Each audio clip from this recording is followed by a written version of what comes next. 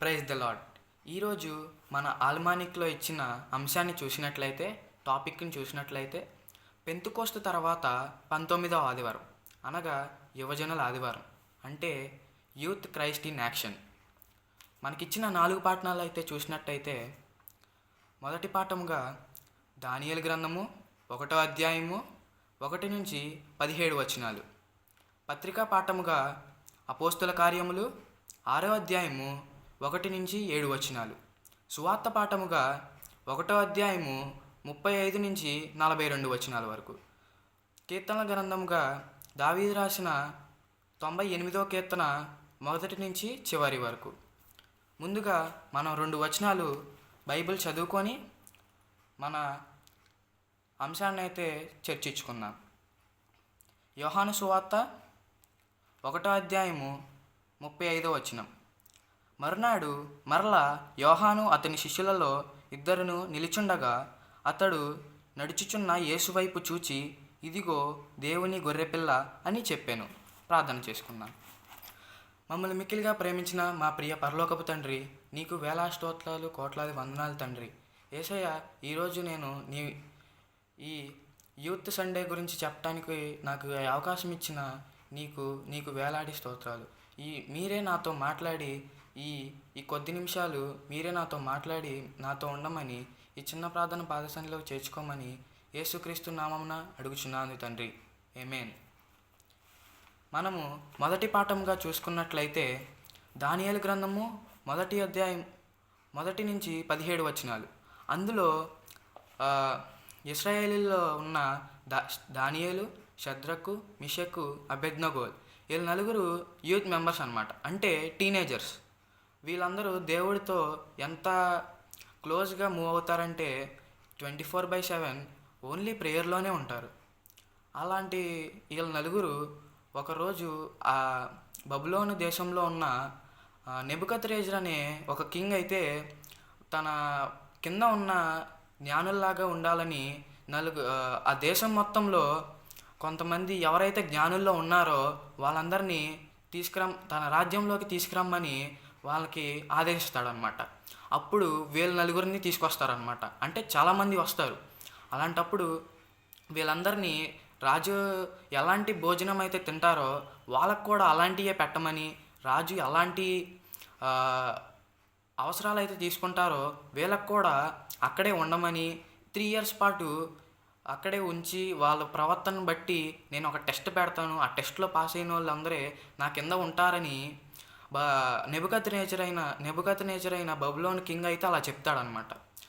అలాంటప్పుడు వీళ్ళ నలుగురిని అందరితో పాటు 3 సంవత్సరాలు ఒక ఇంట్లో ఒక పెద్ద రాజ్యంలో పెడతారనమాట. అలాంటప్పుడు అందరూ నాన్ వెజ్ అయితేనే తింటారు. వీళ్ళందరూ అంటారు, నాకు నాన్ వెజ్ వద్దు, ఓన్లీ వెజ్జే కావాలి, మేము దేవుడికి ప్రార్థన చేసుకోవాలి, అలాంటి టైంలో మాకు వెజ్ మాత్రమే కావాలని వాళ్ళు పోరాడతారనమాట. అప్పుడు రాజు మాట మేము తప్పు చేయలేము, మేము మార్చలేము అని చెప్తారనమాట అక్కడ ఉన్న హెడ్. అప్పుడు వీళ్ళ 4 ఒక 3 days మాకు పెట్టి చూడండి, 1 week మాకు పెట్టి చూడండి, తర్వాత మాలో వచ్చే బ్రైట్నెస్ని ఒక 10 days వరకు మాకు పెట్టి చూడండి, మాలో వచ్చే చేంజెస్ని మీరే చూసి తర్వాత మీరు ఏది పెట్టాలో వద్దంటారో మీరే ఆలోచించండి అని వీళ్ళ 4 అలా హెడ్తో మాట్లాడతారనమాట. అలా అని చెప్పి ఆ 3 years కూడా వాళ్ళకి వెజ్జే పెడతారనమాట. ఒక 10 days తర్వాత పెట్టే తర్వాత చూస్తే వాళ్ళ మొహాల్లో బ్రైట్నెస్, వెలుగు, దేవుడితో ఎలా ఉంటారో వాళ్ళైతే చాటిస్తారనమాట. ఎలా చాటించి వాళ్ళకి చూపిస్తారనమాట. అప్పుడు మనం చూడొచ్చు వాళ్ళల్లో ఎలాంటి యూత్నెస్ ఉందో, దేవుడిపై ఎంత ప్రేమ, ఆప్యాయత, ఎంత గౌరవం ఉంటే మాత్రం ఇప్పుడు యూత్నైతే మనం చూడలేం. 24/7 ఎవరికైతే వాళ్ళకి ఇష్టం వచ్చింది తింటున్నారు. మరి ఆ టైంలోనే వాళ్ళు నాన్ వెజ్ తినకుండా ఓన్లీ వెజ్జే తిని దేవుణ్ణి మహిమపరిచారు. అలా 3 years అయిపోతుంది. బబులోను రాజైన నెబుకద్నెజర్ అందరినీ పిలుస్తారు. అందరూ టెస్ట్లో ఫెయిల్ అయిపోతారు, ఒక్కరు కూడా పాస్ అవ్వరు. అప్పుడు వీళ్ళు 4 తప్ప ఒక్కరు కూడా పాస్ అవ్వరు. ముగ్గురు పాస్ అవుతారు. అందరూ ఫెయిల్ అయిపోతారు, వీళ్ళు 4 పాస్ అవుతారు. అలాంటప్పుడు రాజు వీళ్ళ నలుగురిని హెడ్గా పెడతారు. దేనికంటే జ్ఞానులకే జ్ఞానులుగా హెడ్గా నియమిస్తారు. అలాంటప్పుడు రాజుకి ఒక కళ వస్తుందన్నమాట. ఆ కళ వచ్చినప్పుడు ఆ కళలో రాజుకే అర్థం కానట్టు జరుగుతుంది. ఆ కళని మళ్ళీ రీవైజ్ చేయడానికి తన కింద ఉన్న జ్ఞానుల్ని అందరినీ రమ్మంటాడు. నాకు ఈ కళ అర్థం కాలేదు, మీరు ఎలాగైనా నాకు చెప్పాలి అని అంటారు. అప్పుడు దానియేలు ముమ్మారు ప్రార్థన చేసి దేవుడితో ముమ్మారు ప్రార్థన చేసి ఆ కళని రాజుకి ఎలా వివరిస్తాడంటే చాకచక్యంగా నీట్గా వివరిస్తాడనమాట. అలా దేవుడితో 3 సార్లు ప్రార్థన చేసి రోజుకి రాజుకి ఎలాంటి అవసరం ఉన్నా ఒక యూత్గా ఒక సపోర్టర్గా తన తన కర్తవ్యానికి తనకిచ్చిన వర్క్ని తను పూర్తి చేస్తాడు. అంత డిసిప్లిన్గా ఒక వర్క్షిప్గా మంచిగా చేస్తూ ఉంటాడనమాట దానియేలు. అలాగే మనం చూసినట్లయితే దానియేలు సింహాల బోన్లో పడవేస్తాడు. ఎందుకో తెలుసా? తను దేవుడికి ప్రార్థన చేస్తున్నట్టు రాజు గమనిస్తాడు. అసలు దేశంలో అన్య దేశమైన విగ్రహాన్ని కట్టి మీరు ఈ దేశంలో ఉన్న వాళ్ళందరూ ఈ విగ్రహానికి మాత్రమే ప్రేయర్ చేయాలి, వేరే ఏ దేవుడికి మీరు ప్రే చేయకూడదు అని చెప్పి ఒక రూల్ అయితే పాస్ చేస్తారనమాట బబులోన్ దేశంలో ఆ కింగ్.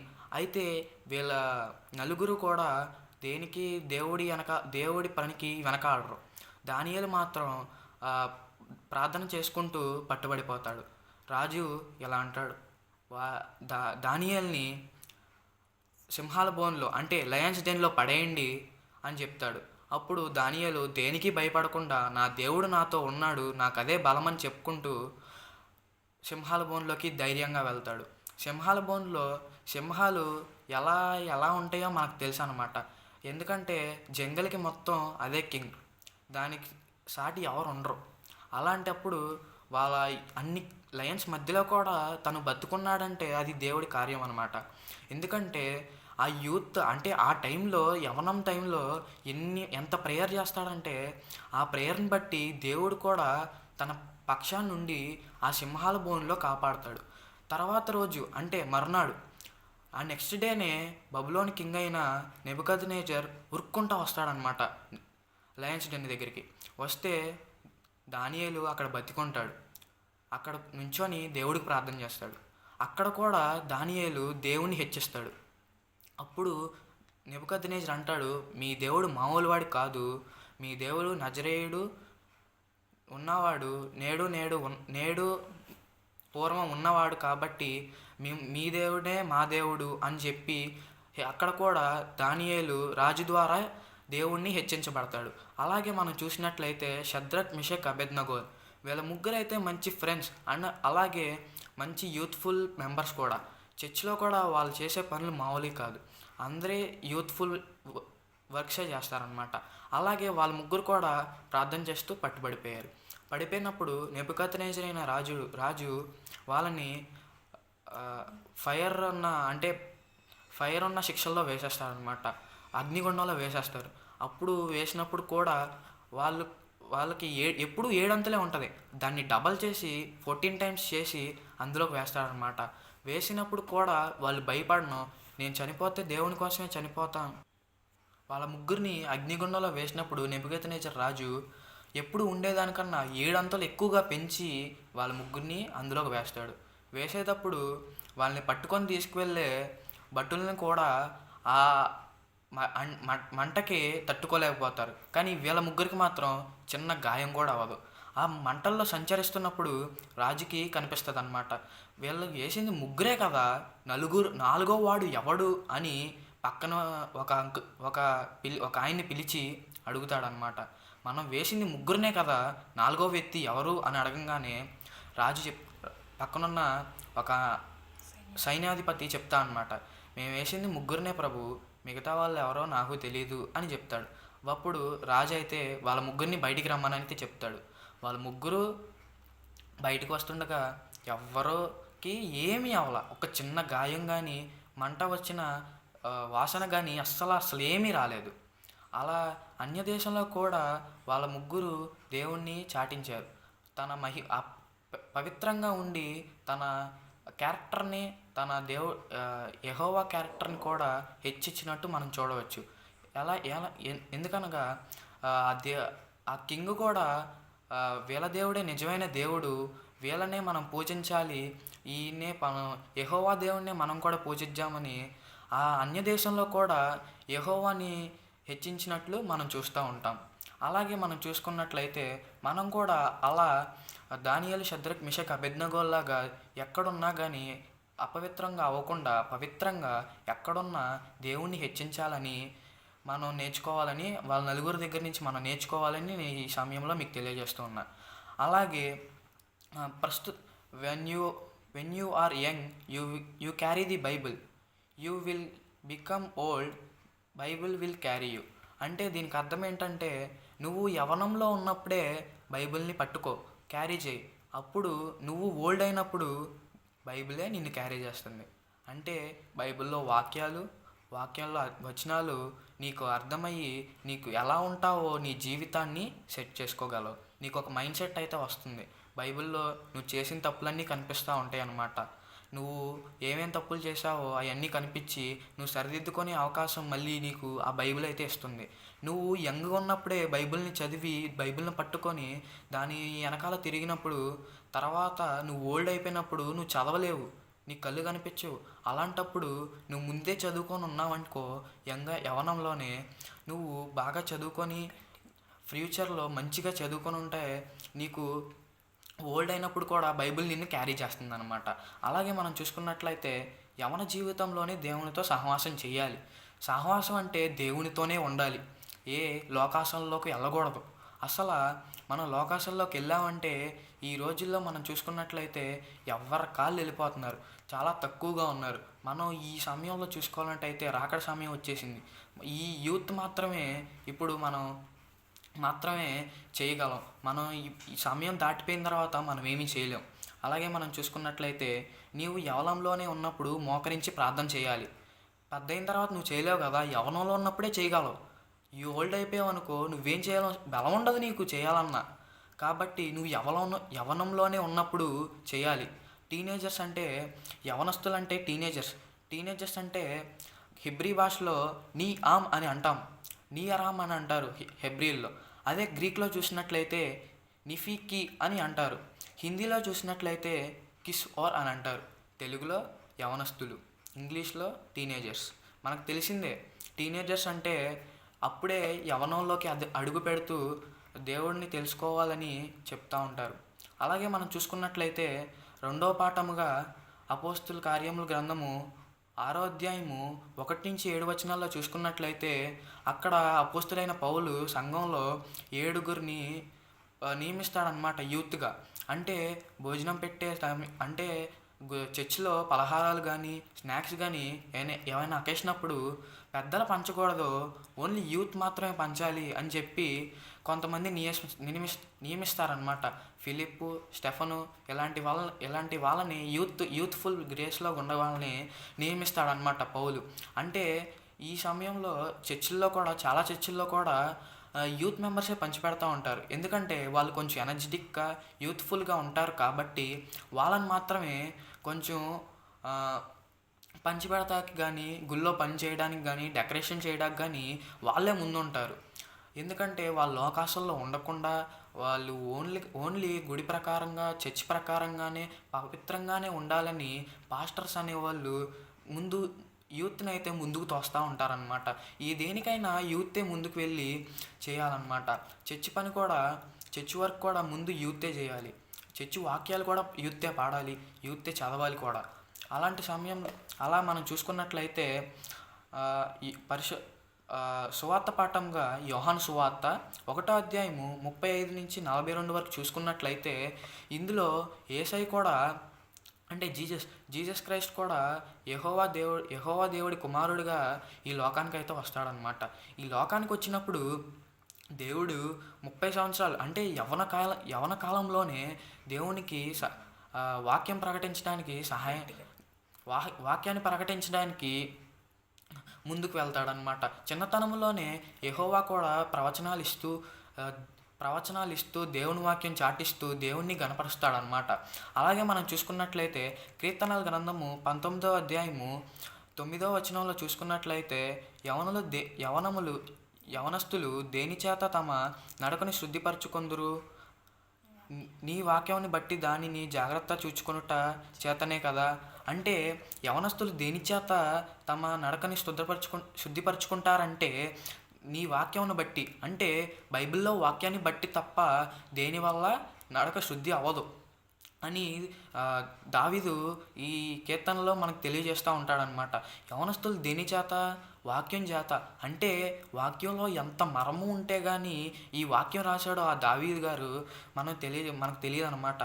ఎందుకంటే యవనులు దేని చేత అంటే వాక్యం ఎంత పవర్ఫుల్లో మనం తెలుసుకోవాలన్నమాట. దాన్ని జాగ్రత్తగా చూచుకొనుట చేతనే కదా అని దావీదు భక్తుడు తెలియజేస్తూ ఉంటాడనమాట. అలాగే మనం చూసుకున్నట్లయితే దావీదు రాసిన కీర్తన 127వ కీర్తన 4వ వచనంలో చూసినట్లయితే యవన కాలమందున పుట్టిన కుమారులు బలవంతుని చేతిలో బాణం వంటివారు. అంటే యవన కాలంలో పుట్టిన కుమారులు అంటే ఎంత బలంగా ఉంటారంటే వాళ్ళు బలవంతుని చేతిలో బాణం వంటివారు. అసలే బలవంతుడు, వాళ్ళ చేతిలో బాణం అంటే మనం ఇంక చూసుకోక్కర్లా. వాళ్ళు ఎంత బలంగా ఉంటారో దేవుడిలో మనం వెనక్కి చూసుకోక్కర్లే ఇంకా. అలాగే మనం చూసుకున్నట్లయితే యోహాను సువార్తలో కూడా 1వ అధ్యాయంలో దేవుడు యేసయ్య జీసస్ క్రైస్ట్ కూడా ఆయన 30వ వయసులో కూడా దేవుణ్ణి స్తుతిస్తూ తెలియజేసుకుంటూ లోకాంతరంలో తిరగకుండా దేవుడు కూడా దేవుణ్ణే హెచ్చిస్తాడు. అలాగే మనం చూసుకున్నట్లయితే 2 తిమోతి చూసుకున్నట్లయితే 2వ అధ్యాయం 22లో చూసినట్లయితే నీవు యవన స్వేచ్ఛల నుండి పారిపోము, అంటే లోకాంశల నుండి పారిపోవాలి. అంటే లోకాశలు తిరగకూడదు అనమాట. దేని పడితే అది అనకూడదు. మనం ఎక్కడికి వెళ్ళకూడదు. ఓన్లీ చదువుకుంటూ ప్రేయర్ చేసుకుంటూ ఓన్లీ స్టడీస్లో కానీ నువ్వు ఎక్కడైనా వెనకబడి ఉంటే దేవుడికి ప్రార్థన చేసుకోవాలన్నమాట. దేవుడా నాకు జ్ఞానం ఇవ్వు, జ్ఞానం కొద్దిగా ఉంటే నన్ను అడగము, నేను ధారాళంగా దయచేస్తా అన్నావు కదా ప్రభువా, నాకు జ్ఞానం లేదు, నాకు జ్ఞానం ఇవ్వు అని అడగాలి ప్రార్థనలో. మామూలుగా ఏదో నాకు ప్రార్థన ఇవ్వు ప్రభువా, నాకు జ్ఞానం ఇవ్వు ప్రభావ అంటే ఎవడో. నువ్వు వాక్యం చదువుకుంటూ ప్రార్థన చేసుకుంటూ అప్పుడే దేవుడైతే నీకు జ్ఞానాన్ని ఇస్తాడు, క్లాస్లో ఫస్ట్ ఉండేలా చేస్తాడు.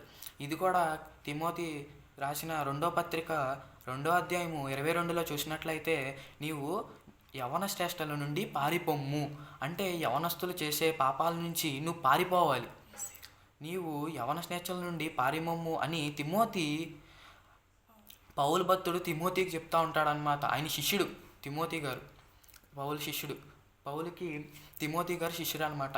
ఆ పౌలు యవన కాలంలో నువ్వు ఎక్కడికి లోకాంతరంగా తిరగకుండా దేవుడికి ప్రార్థన చేసుకుంటూ దేవుడితో ఉండాలని పౌలు భక్తుడు తిమోతికి తెలియజేస్తూ ఉంటాడనమాట. ఈ సమయంలో వెలాక వాక్యంలో చూసుకున్నట్లయితే 3వ అధ్యాయం 27వ వచనంలో చూసుకున్నట్లయితే యవన కాలంలోనే నువ్వు కాడి మోస్తేనే అది నరునికి మేలు. యవన కాలంలో నువ్వే మోయగలవు. యవన కాలంలో ఎనర్జెటిక్గా ఉంటారనమాట యూత్ యవన కాలంలోనే కాడిని మోస్తే నరునికి మేలు, అది నీకు మేలు అని చెప్తా ఉంటాడనమాట. అదేవిధంగా మనం చూసుకున్నట్లయితే నీవు ఆదికాండము 41వ అధ్యాయము 45 నుంచి 46 వరకు చూసుకున్నట్లయితే యోసేపు ఉంటాడనమాట. యాకోబు కుమారుడు, చివరి కుమారుడు. తను యాకోబు చాలా ప్రేమగా చూపిస్తాడు. చివరి కొడుకు కదా, చాలా ప్రేమగా చూపిస్తాడు. తనకిష్టమైనవన్నీ తీసుకొస్తాడనమాట. కానీ వాళ్ళ అన్నలకి ఇది నచ్చదు, వాళ్ళ బ్రదర్స్కి ఏది నచ్చదు. యోసేపుని ఐగుప్తు దేశానికి అమ్మేస్తాడనమాట. కానీ యోసేపు ఇదంతా పట్టించుకోకుండా దేవుడికి ప్రార్థన చేసుకుంటూ నీతిమంతుడిగా జీవిస్తూ లోకాంతరంలో తిరగకుండా తను కూడా యవన కాలంలోనే ఫరోకి చాలా దగ్గరయ్యి తను కూడా దాన్ని ఏమంటారు, ప్రైమ్ మినిస్టర్ అవుతాడనమాట. ఐగుప్తు దేశానికి అన్య దేశంలో కూడా దేవుని మహిమని ప్రార్థన చేసుకుంటూ దేవుణ్ణి హెచ్చిస్తూ ఫరోకి చాలా దగ్గరయ్యి తన జ్ఞానాన్ని తెలుసుకున్న ఫరో తన కింద ప్రైమ్ మినిస్టర్ తన కిందగా, అంటే ఫరో కన్నా ఎక్కువగా పవర్స్ అన్ని ఏసేపుకి అయితే ఇచ్చేస్తాడనమాట. ఏసేపుకి ఇచ్చినప్పుడు తను కూడా ఎలాంటి పాపక్రియలు కూడా చేయకుండా, అవకాశం ఇచ్చినా కానీ చేయకుండా తను తను దేవుని మహిమను చాటుతాడనమాట. అంటే అంత యూత్ఫుల్నెస్లో కూడా 30 ఇయర్స్లోనే తను ఇంత పెద్ద బాధ్యతను స్వీకరించడం అది దేవుడి మహిమ. అదేవిధంగా మనం చూసుకున్నట్లయితే యేసేపు తన అన్నల దగ్గర నుంచి చాలా త్రోయబడతారు. అంటే వాళ్ళందరికీ నచ్చదనమాట. అయినా కానీ దేవుని హెచ్చిస్తూ, దేవునికి ప్రార్థన చేసుకుంటూ, వాక్యం చదువుతూ తనని తాను హెచ్చించి కొనకుండా దేవుణ్ణి హెచ్చించి తర్వాత దేవుడే తనని హెచ్చిస్తాడనమాట. అదేవిధంగా మనం చూసుకున్నట్లయితే చాలామంది కనిపిస్తూ ఉంటారనమాట. యూత్ఫుల్నెస్లో మనం కూడా ఉండాలని నేను ఈరోజు తెలియజేస్తూ ఉంటాను. ఎందుకనగా ఇప్పుడు మన చర్చిలో కూడా యూతే ముందు ఉండాలన్నమాట. యూత్ చేసుకుంటా సాంగ్స్ పాడతా అవి అన్నీ చేయాలన్నమాట. యూతే చేసుకుంటా ముందుకి లాగాలని ఈరోజు ఈ బైబిల్లో వాక్యాలు కూడా నీకు తెలియజేస్తున్నాను అనమాట. ఎందుకనగా అదేవిధంగా మనం చూసుకున్నట్లయితే పాత నిబంధనలో సంసోన్ అయితే ఉంటాడనమాట. సంసోన్ మనకు తెలిసిన విషయమే. ఎందుకంటే తను చిన్నప్పటి నుంచి కూడా దేవుడినో ఎదిగి తనలో తాను హెచ్చించుకోకుండా దేవుణ్ణే హెచ్చిస్తాడు. అలాగే తన చాలా బలవంతుడు, కానీ ఒక స్త్రీ వల్ల లొంగిపోయి దేవునికి పడిపోతాడనమాట. దేవుడి దగ్గర నుంచి విడిపోతాడు, దేవుడే విడిచిపెట్టేస్తాడు. అలాంటప్పుడు తను చాలా బలవంతుడు, సింహాల నోరునే చీల్చినవాడు. ఎవరు వచ్చినా కానీ తనని ఓడించేవారు కాదు. చాలా ఎనర్జెటిక్గా ఉండి యూత్లో కూడా తనను తాను హెచ్చించుకోకుండా దేవుణ్ణే హెచ్చిస్తాడు. అలాంటి సమయంలో ఒక స్త్రీ వల్ల తను అయితే దేవుడి దగ్గర నుంచి విడిచిపెట్టబడతాడు. అలాంటి సమయంలో కూడా దేవుడు సంసోన్ అయితే లాస్ట్ వరకు అందులోనే ఉంటాడు. కానీ ఒక చివరి అవకాశం అయితే ఇస్తాడనమాట దేవుడు. యెహోవా దేవుడు అయితే చివరి అవకాశం ఇస్తాడు సంసోన్కి. అలాంటి సమయంలో సంసోను దాన్ని ఉపయోగించుకొని దేవుడికి మళ్ళీ యూత్ఫుల్నెస్గా మంచిగా ప్రార్థన చేసుకొని పవిత్రుడవుతాడనమాట. అదేవిధంగా మనం కూడా ఎలాంటి డిస్ట్రాక్షన్స్లో అట్రాక్షన్స్ అవ్వకుండా దేవుడితోనే ఉంటూ ఎలాంటి మొబైల్ వీడియోస్లో కానీ మొబైల్లో కానీ ఎలాంటి మన అట్రాక్షన్స్ కూడా పెట్టుకోకుండా ఓన్లీ దేవుడితోనే ప్రార్థన చేస్తూ పవిత్రంగా ఉండాలంట. అదే పాత నిబంధన గ్రంథంలో న్యాయాధిపతుల్లో సంసోన్ వల్ల మనం తెలుసుకోగలం. అదేవిధంగా యవ్వన కాలంలో ముగ్గురు కోరుకుంటారనమాట మనల్ని. ఒకళ్ళైతే యెహోవా దేవుడైన యెహోవా ఓన్లీ యవనస్తుల్ని కూడా బాగా కోరుకుంటాడు. ఎందుకంటే వాళ్ళని ఎనర్జెటిక్గా యూత్ఫుల్గా ఉండి అంతా వాళ్ళు చేసే పనులు బట్టి దేవుడు అయితే కోరుకుంటాడనమాట. అదే సెకండ్గా చూసుకున్నట్లయితే సాతాను కోరుకుంటాడు. ఎందుకంటే సాతానుకు కూడా యవనస్తులే కావాలి. యవనంలోనే పాడైపోతే ఇంకా జీవితం పోయినట్లే. అదేవిధంగా లోకం కోరుకుంటుంది. మనం ఈ రెండిట్లో సెకండ్ ఆప్షన్, థర్డ్ ఆప్షన్ తీసుకోకుండా ఓన్లీ ఫస్ట్ ఆప్షనే తీసుకోవాలి. దేవుడినే తీసుకొని పవిత్రంగా జీవించాలన్నమాట. అదేవిధంగా మనం చూసుకున్నట్లయితే చాలామంది కనిపిస్తూ ఉంటారు బైబిల్లో. మనం కూడా అలా ఉండాలని దేవుడైతే తెలియజేస్తూ ఉంటాడు. అలాగే మనం యోహాను సువార్తలు చూసినట్లయితే యేసుక్రీస్తు ప్రభువారు వాళ్ళ శిష్యులతో చెప్తూ ఉంటాడనమాట. నాకు ఈ లోకమంతా శిష్యులుగా చేయండి, వాళ్ళు కూడా నా సువార్తను, దేవుని సువార్త తెలియజేయాలి, వాళ్ళందరూ కూడా దేవుని సువార్త లోకమంతా ప్రకటించి దేవుడితోనే నడవాలి, యూత్నే ఎక్కువగా తీసుకొని నాకు శిష్యులుగా చేయండి అని అక్కడ కూడా యేసుక్రీస్తు గారు అందరికీ తన శిష్యులకి చెప్తూ ఉంటారనమాట. అనేక మందిని చూస్తూ ఉంటాం మనం. యుఎస్లో కూడా రీసెంట్గా జరిగిన యుఎస్లో కూడా ఒక యూత్ మెంబర్, అంటే ఒక ఎనర్జెటిక్ మెంబర్ అయిన చార్లీ స్ప్రింగ్ గారు తన యవన కాలంలోనే దేవునికి హతసాక్షి అవుతారనమాట. అలాగే మనం చాలామందిని చూస్తూ ఉంటాం దేవుని కోసం. పాస్టర్స్ కానీ ఎవరైనా యూత్ మెంబర్స్ కానీ ఆయన కూడా చార్లీ స్ప్రింగ్ గారు కూడా యుఎస్లో దేవుడి గురించి చాలా స్ట్రైక్స్ అయితే చేశారనమాట. యూత్ మీటింగ్స్ కూడా చాలా పెట్టారనమాట. ఆయన వల్ల చాలామంది మారారు. యూతే చాలామంది మారారు. మనం కూడా అలా ఉంటూ ఎనర్జెటిక్గా దేవుడి పని చేస్తూ దేవుని సువార్త చేయాలని ఈరోజు నేను ఈ సమయంలో మీకు ఈ వాక్యాన్ని చెప్పడానికి మీ ముందుకు వచ్చానమాట. ఈ వాక్యం కూడా మీకు గట్టిగా ఉంటూ మంచిగా అర్థం చేసుకునే విధంగా చెప్పాలని కోరుకుంటూ ఈ సమయంలో మేము ముందుకొచ్చాను. యూత్ కూడా మనం చర్చిలో పనులన్నీ చేయాలి. యూత్ మంచిగా దేవునిలో ఉండి లోకాంశంలో పడకుండా, ఎలాంటి డిస్ట్రాక్షన్స్ కూడా పెళ్ళకుండా, నీ గోల్ని చూసుకుంటూ, ఎలాంటి డిస్ట్రాక్షన్స్లో అవ్వకుండా దేవుడికి ప్రార్థన చేసుకుంటూ నీ గోల్ అయితే ఏమైతే ఉందో దాన్ని సాధించాలన్నమాట. నీ గోల్ రీచ్ అయిన తర్వాత కూడా దేవుడికి థ్యాంక్స్ చెప్పుకోవాలి. దేవుడిని మర్చిపోయావనుకో నీకు వచ్చింది కూడా వెనక్కిపోతుంది అనమాట. అలాంటి యవ్వనంలో కూడా మనందరం ఉండాలన్నమాట. యవ్వనంలో ఉన్న మనము దేవుడికి సువార్త చాటాలి.